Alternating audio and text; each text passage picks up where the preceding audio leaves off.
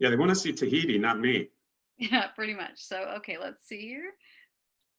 Welcome, Rolf Friedman with Paul Gauguin Cruises. I am hitting the share screen and it went away. Oh, I saw it up there before, so it's there.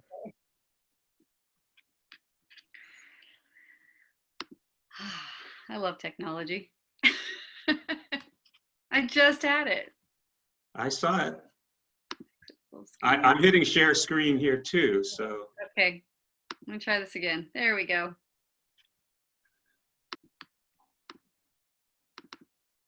There we go. Okay.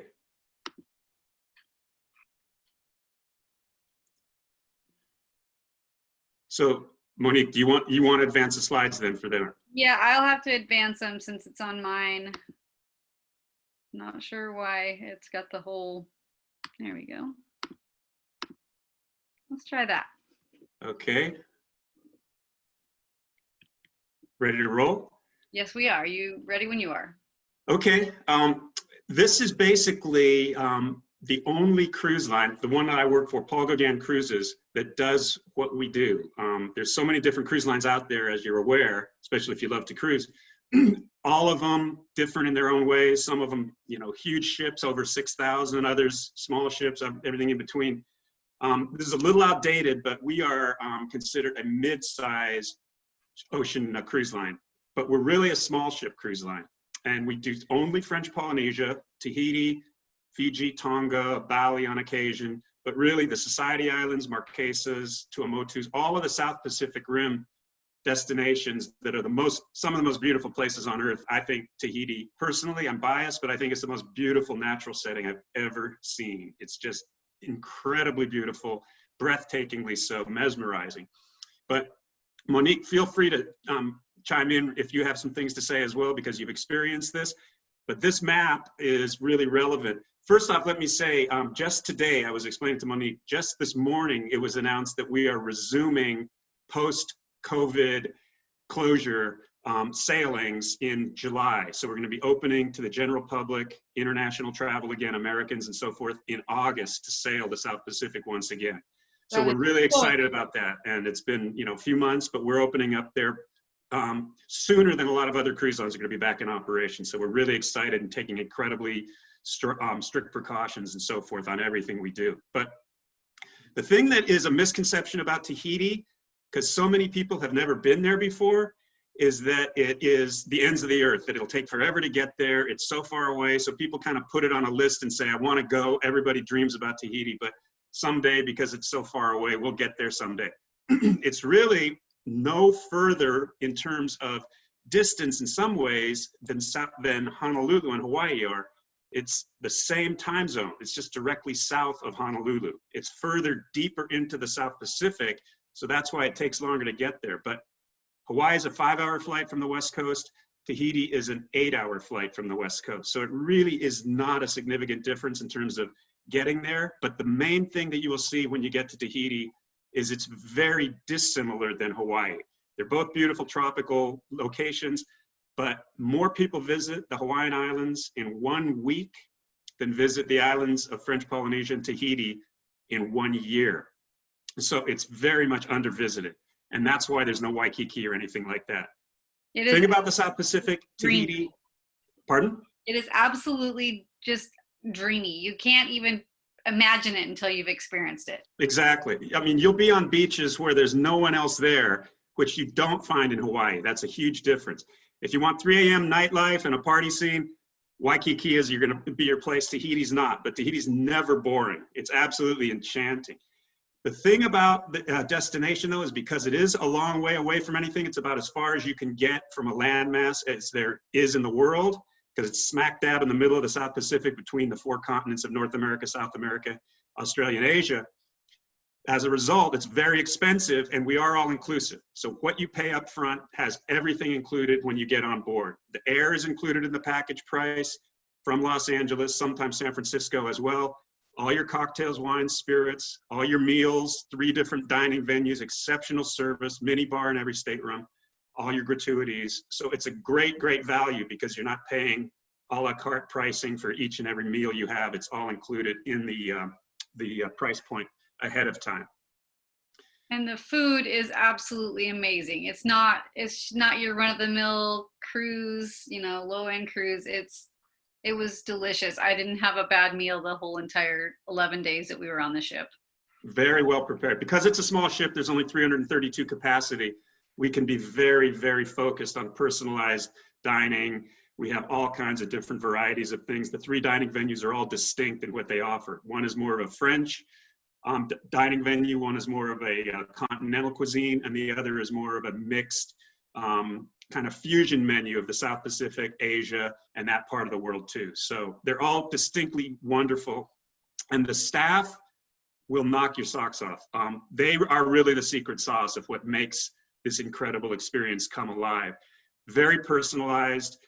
For instance, if Monique and her husband go, they don't get greeted by Mr. and Mrs. Brigham. Good evening, how are you tonight? They would be like, Miss Monique, how are you? Come on in. Do you want that cappuccino again that you had? You know, they're just so warm, so engaging, and so genuinely friendly.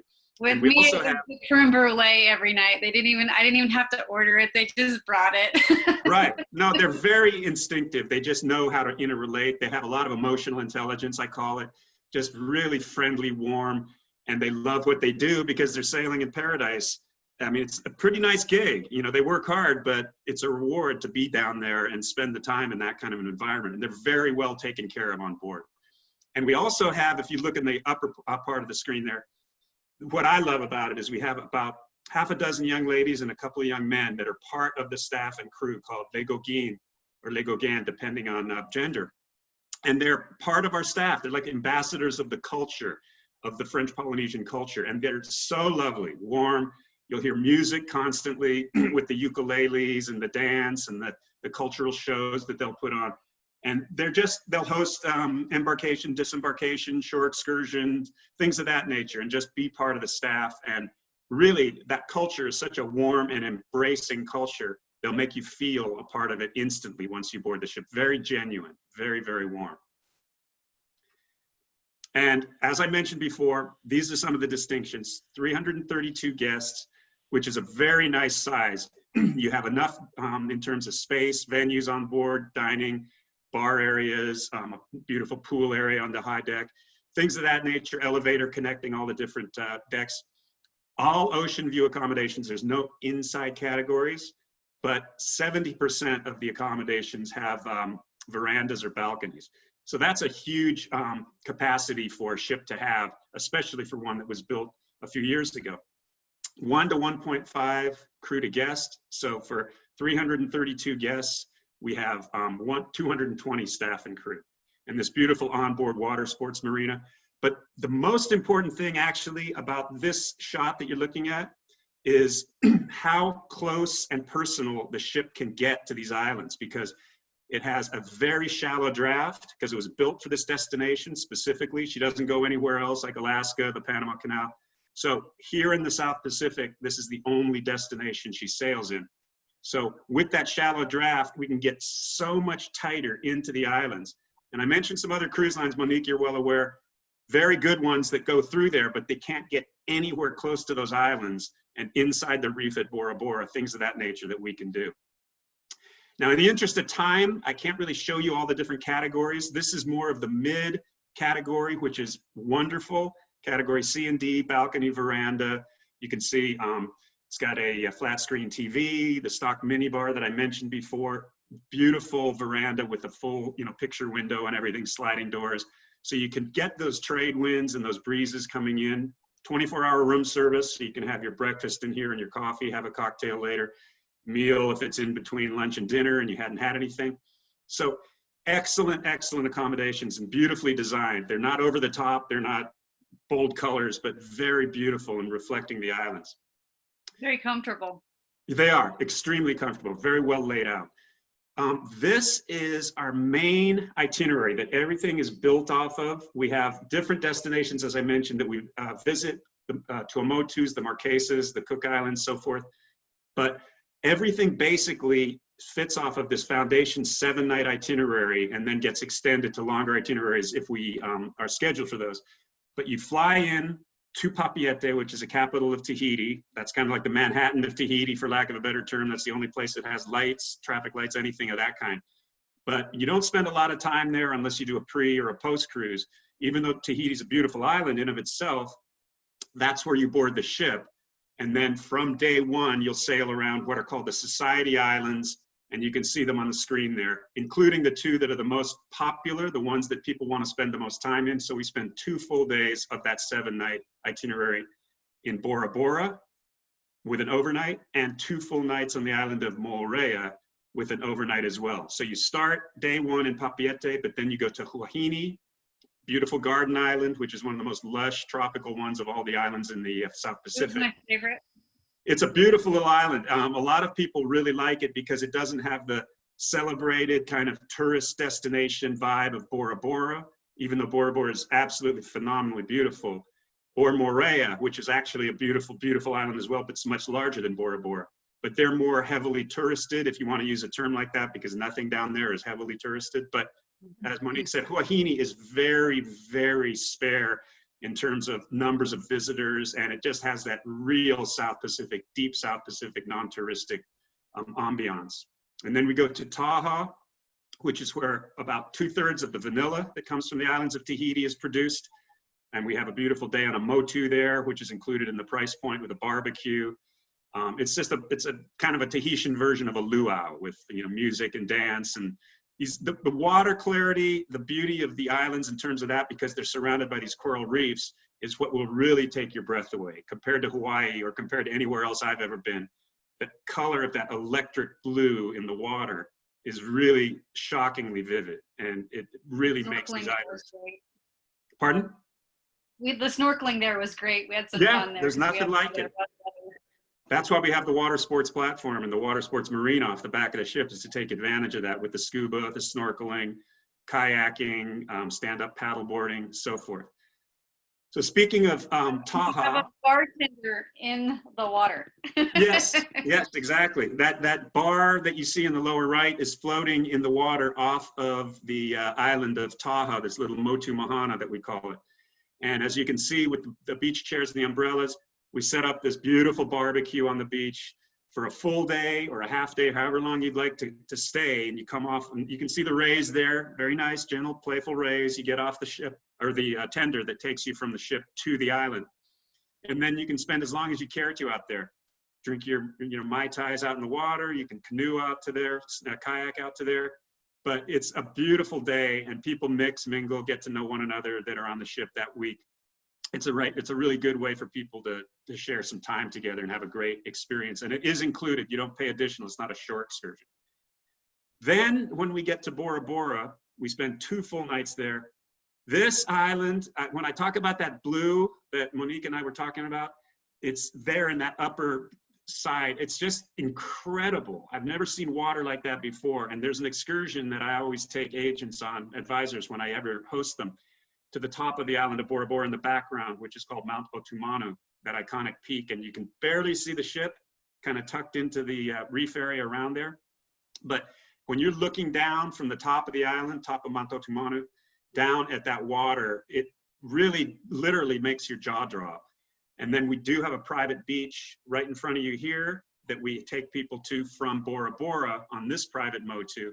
And you can barely see the overwater bungalows in the background there. So this is a glorious couple of days. You can do as you wish, rent a bike, ride around the island. As Monique said, do some snorkeling, water sports. But Bora Bora, James Michener, the famed celebrated author, of course, who traveled the world and wrote about it, he called Bora Bora the most beautiful island in the world. And I don't have the credibility of James Michener, but I could not dispute that based on, just seeing it and, again, having it just take your breath away.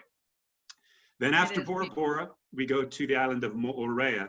And by the way, all the vowels are pronounced in Tahitian language. So mostly you'll hear people say Moorea, but it's actually Moorea because you pronounce both the O's. But that's neither here nor there. It's an incredible island, absolutely beautiful. As Monique said, the snorkeling here too, inside the reef out is beautiful, glorious. This is a larger island than Bora Bora. Bora Bora is only 32 kilometers around. Moorea is much larger. So for some people, they prefer Bora Bora because of its stunning visuals. Moorea, I think, is equally beautiful, just in a larger way, so you don't get it all in one look, really, like you can with Bora Bora, because it's a smaller island. But Moorea has fabulous hiking, incredible snorkeling, just all kinds of things to offer. It's more diverse than Bora Bora simply because it's larger, so there's more settlements there. So you spend 2 full days in Moorea and 2 full days in Bora Bora, as I said. And then, after Moorea, we're going to come back to Papeete, but before that, I wanted to make sure you saw what this water sports platform is all about, because the ship, again, as I mentioned, was built specifically for this part of the world. So with that water sports platform, weather permitting, we will always have this available for our guests' use. The excursions, the snorkeling excursions where the Zodiacs take people out, and the scuba excursions, that's an additional charge. But the rental of the equipment, when you check it out at the beginning of the week, the snorkeling, fins, snorkel and mask and so forth, that's complimentary. And you can use that just off the beach as well. So you don't need to do excursions because the snorkeling is that wonderful. But you can also check out the kayak and the stand-up paddleboarding, and that's no additional cost either. That's included in what you pay if you'd like to take those out just right off of the marina platform on the aft of the ship there. So for water sports enthusiasts, even if you've never gotten a certification in scuba or anything else, they have instruction. They also have instruction in snorkeling, of course, if people haven't even done that. So there's all kinds of ways to enjoy this water, and this is one of the reasons why we have the water sports marina platform on the ship itself. And then one of the things that I think is so important is to kind of summarize what makes this experience what it is. Really, there's these 5 points that you see there. It's an intimate, small ship. The larger cruise ships are very comfortable. They're very luxurious in a lot of ways, but they were not built for this destination. This is a small ship destination. I know, Monique, you would agree with that. Larger ships go through here, but they're just not equipped to, I'll give you an example. Bora Bora's population is about 9,000 people or so, in that range. So if a large ship comes in with 1,500, 2,000 people on its way to Australia, spends a day or two in Bora Bora, that increases the population by 20% of that island. So those guests are not going to get a genuine Bora Bora experience once they step off that ship and are surrounded by 1,500 or 2,000 of their cohorts from the ship. We are 332. We don't displace people on the island. It doesn't change the vibe for our guests' experience there. And I think that's really, really important. These local French Polynesians, as you can see, I mentioned before, just add so much music and dance and culture and feel of the islands. They're so warm and friendly, and they just make it that much more of a genuine Tahitian experience. Longer port stays, the 2 days in Bora Bora, the 2 days in Moorea. Big difference between Hawaii and Tahiti is you can go from Kauai to Maui to Big Island, so on and so forth, pretty easily throughout the course of your week if you want to spend that down there going from island to island. In Tahiti and French Polynesia, as Monique knows, you can't do that because you just don't have airstrips everywhere. So you have to take ferries between a lot of the islands, and there you spend half a day, packing, unpacking. The fact that we take you from island to island, let you experience it, and have everything taken care of. You unpack once and then just pack at the end of the cruise again. Really changes the whole complexion of seeing so many islands in such a short period of time. Expansive deck space. You're never going to have to claim a chaise lounge and keep your towel on it all day long because somebody else might want it. They've equipped the ship to be very, very comfortable with all kinds of guest space, so that we have a 20,000 ton ship with only 332 guests. And then I mentioned those 2 exclusive retreats, Motu Mahana off of Taha, and then the full day if you want to experience the beach at Bora Bora on that private Motu as well. So again, that's just great ways to have a good time in different islands, and that we kind of chart your course for you if you want. And then I'll just finish up by giving an example of how expensive it can be to go to Tahiti if you stay in a hotel, dine individually at restaurants, because it's very, very expensive. Monique can attest to that. Yes, it is. It's very pricey. Things have to come from so far away that they add to the price point, because establishments, restaurants have to lift their prices much higher. So if you go to dinner in Seattle, say, and you spend $120 with some wine, something like that, you're going to see, I know, I'm sorry that those are cut off, Wendy, at the bottom there, it says a land package if you do the equivalent of a Paul Gauguin cruise, which would be about, our lowest price point is about $4,200 for a week with air included, right in that range. If you were to duplicate that same experience of luxury, the same level of Michelin-starred dining, 24-hour room service, everything else, you would be easily spending $6,000 to $7,000 at least. And thank you for pointing that out, by the way, and that was cut off. So I'll just finish up by showing you what I think of as kind of the money shot of French Polynesia and the South Pacific. Everything is in that shot right there. Our ship, Malto Tumanu and Bora Bora, the overwater bungalows, the beautiful palms, bed coconut palms, that color of that water in the reef there, that blue that just explodes. This photographs do not do justice to Tahiti. That's a very important point to make. You take a photograph and it looks wonderful, but when you're actually there and you see the vivid, brilliant color yourself of the water, of the greenery and the lush vegetation, really, as I said, breathtaking and just absolutely spectacular. But the thing that I will say about this too, those overwater bungalows are beautiful. So I'm not talking people out of doing a land stay in Tahiti at all. I think a great way to do it is to do our cruise with a pre or a post. And so you can do the same. And thank you for the questions, Paul Gauguin. We do not cruise from Hawaii to Tahiti, but there are flights on Hawaiian Air from Honolulu to Papeete. I'm not sure how many days a week, but they do coordinate with our cruise. So you can fly once a Honolulu week on Hawaiian Air on a Friday and connect to our Saturday cruise. Yeah, I believe they're once a week, if I remember right. I think you're right. I think you're right. At least once a week, but it does connect with our cruise. So you would be able to make our cruise and fly from Honolulu, but we don't sail between Honolulu and Papeete. And what we did was we got off the ship and stayed 3 nights in an overwater villa at the St. Regis Bora Bora. Right. That was perfect. Exactly. So again, my point is to not talk anyone out of a land-based experience, but I think a week versus a week, if you put the apples to apples,